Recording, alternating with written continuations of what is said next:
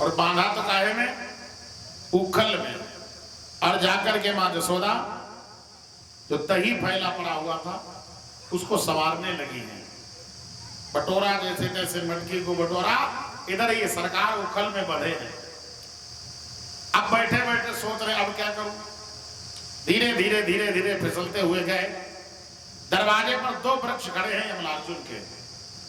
ये पूर्व जन्म के भगवान के यहाँ पर सुंदर नलकूबर और मणिग्रीव के जो हैं, ये हैं श्रापित हैं संतों के द्वारा। आज यही यहां वृक्ष बनकर पधारे हैं।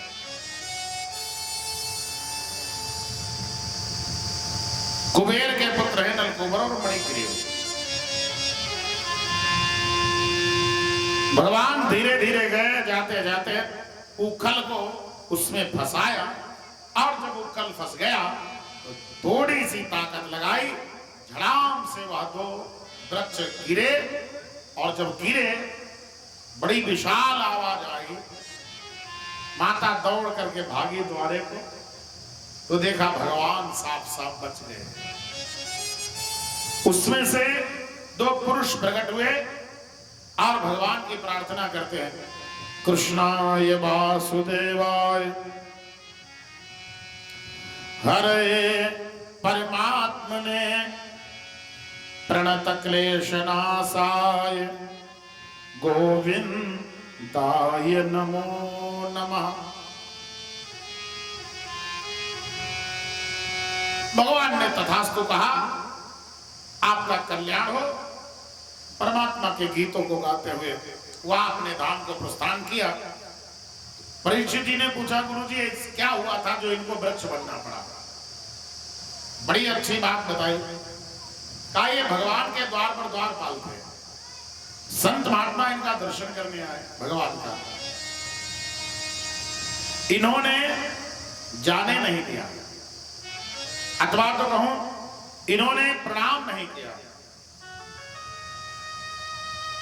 संतों ने श्राप दे दिया, तुम जड़वत खड़े रहे, जाओ वृक्ष बन जाओगे। तो बेचारे गिड़गिड़ाने लगे, तुमने हमें श्राप दे दिया वृक्ष बनने का। तो दया आ गई, कहा तुम वृक्ष तो जरूर बनोगे, लेकिन नंद भवन के द्वार के वृक्ष बनोगे। द्वापर में भगवान का अवतार होगा,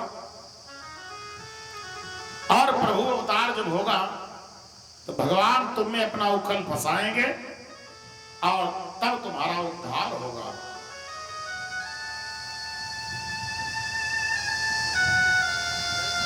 आज वही भगवान की प्रार्थना करते करते और परमात्मा के धाम को गए। बोले वृंदावन बिहारी लाल की, श्री कृष्ण कन्हैया लाल की। ओम नमः पार्वती पते हर हर हर महादेव। भगवान ने उखल बंधन की लीला किया। इसके बाद एक भगवान की और अद्भुत लीला आती है।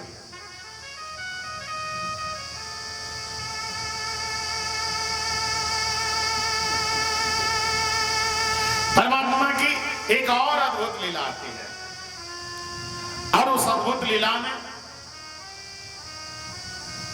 एक दिन की बात, मां ने अपने बालक का श्रृंगार किया। जैसे सभी बहनें माताएं अपने अपने बच्चे को सजाती हैं, ऐसे ही माता ने कन्हैया को सजाया। पीली झंगुलिया पहनाई,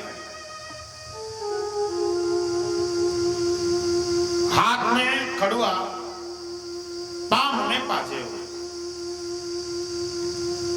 आंखें में मोटो मोटो काजल, कंघी करके, बाल सुलझा करके, रबड़ की 2 चोटी डाल के, हाथ में मोटी मोटी रोटी, उस पर लगाया माखन, भगवान को बैठा दिया। अब देखिए इस झांकी को आंख बंद करके दर्शन करिए आप। पीली झंगुलिया है, आंखिन में मोटो मोटो काजल, माथे पे टेका, बाल सुलझे हुए, 2 रबड़ की चोटी, हाथ में खड़ुआ, कमर में करधनी, पाम में पादेव भगवान बैठे रहे। महात्मा रस खान ने प्रभु की इस छवि का बड़ा अद्भुत वर्णन किया है। धूल भरे अतिशोभित श्याम जो तैसी बनी सिर सुंदर चोटी खेलत खात फिरे अंगना पग पैजनि बाजत पीरी कछोटी मां छवि को रस खान बिलो कर भारत काम कला निधि कोटि। भगवान हाथ में लेकर के रोटी मोटी मोटी घुटनों केवल नंद के आंगन में घूम रहे हैं। क्या सौभाग्य है। अचानक एक कौआ आया, ऊपर बैठा, नीचे उतरा, भगवान की एक परिक्रमा लगाई। तब रसखान जी कहते काग के भाग बड़े सजनी काहे हरि हाथ तिले गयो माखन रोटी। क्या भाग्यशाली वहां कौआ रहा। भगवान के हाथ पे चोट से छीन करके रोटी भगा, और जैसे ही भगा तो ये घुटनों के बल दौड़ते दौड़ते, बालक नहीं छोटा सा, घुटनन घुटनन दौड़ता है, दौड़ते दौड़ते पधारे कहां, जहां पर ये काग जो है आया द्वार से उड़ गया। पर भगवान जी ने क्या किया, ये भी आए, आते आते आते आते धीरे धीरे इन्होंने क्या किया, बाबा के भवन की इतनी ऊंची देहरी है, उस देहरी पर ये आए, पांव का जैसे बल लगाया, पेट आ गया देहरी पर। अब इतने लंबे हाथों नहीं है जो आगे लग जाए, इतने लंबे पांव नहीं जो पीछे लग जाए, लटक रहा है ब्रह्म तराजू की भांति। बाबा नारद दौड़े दौड़े गए, चलिए चलिए चलिए, देखो देखो क्या शेष महेश गणेश दिनेश हूं के नहीं जो कभी ध्यान में आवे। जिनके लिए बड़े बड़े जोगी जपी तपस्वी साधना भक्ति त्याग समर्पण ये सब किया करते हैं, वो आई नंद भवन में लेटे हैं। और लेटे ही नहीं, देहरी पर लटक रहे हैं। एक बात पूछूं आप सभी टिकरा वालों से, देहरी जानते हो क्या है? देहरी देहरी इतनी ऊंची सी होती थी पहले, अब है अच्छा नहीं, बोलो अब नए घरों में है देहरी, बोलो है नहीं ना। देहरी होती क्या थी, देहरी का हमारे घर परिवार से संबंध क्या था? देहरी का संबंध नारियों के लिए भी था, देहरी का संबंध नर के लिए भी था। इजाजत हो तो बता दो, देहरी का संबंध नारियों के लिए क्या था और नर के लिए क्या था?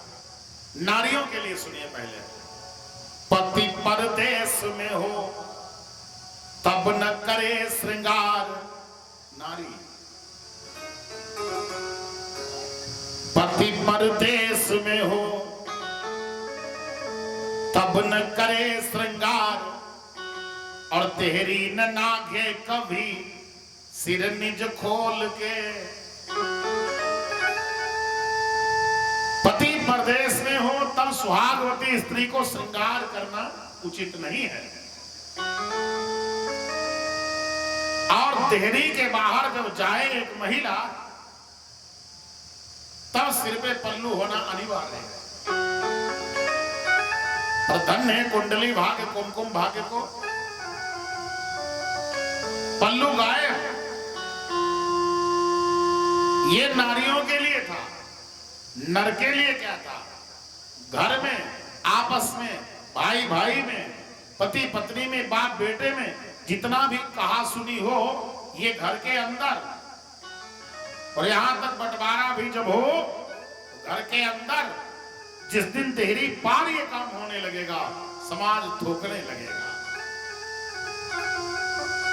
इसलिए नरों के लिए ये सिद्धांत है, व्यक्तिगत बातें घर के देहरी के अंदर, महिलाओं के लिए है देहरी के अंदर। आज देहरी खत्म,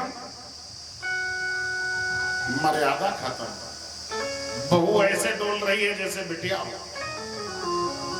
लड़ाई भाई भाई की रोड पर हो, कचहरी में वकील के सामने भाई भाई लड़ते, एक एक फीट जगह के लिए। ये जमीन भी हंसती होगी, कहती होगी वाह रे मनुष्यों, न तुमसे पहले जिनकी थी उनकी भाई, तुमसे पहले जिनकी थी न मैं उनकी भाई, न तुम्हारी होऊंगी। चंद दिनों के लिए मैं तुम्हारे हिस्से में आई हूं, तुम हूं छोड़ दोगे, लेकिन लड़ रहे हो तुम। मेरे भाई बहन, तो भगवान ने क्या किया, देहरी पर लटक रहे, अचानक पांव लग गया तो बाहर आए, और बाहर आकर के इन्होंने क्या किया, माटी ली, माटी को खाया, पहले कुछ इधर उधर लगाया, कपड़ों पर लगाया, खोपड़ी पे लगाया, मुंह पे लगाया, माटी खाई है। बलदाऊ दौड़े, मैया मैया मैया, हाँ देख क्या तू अपने लाला की बड़ी तारीफ करे है, क्या हुआ?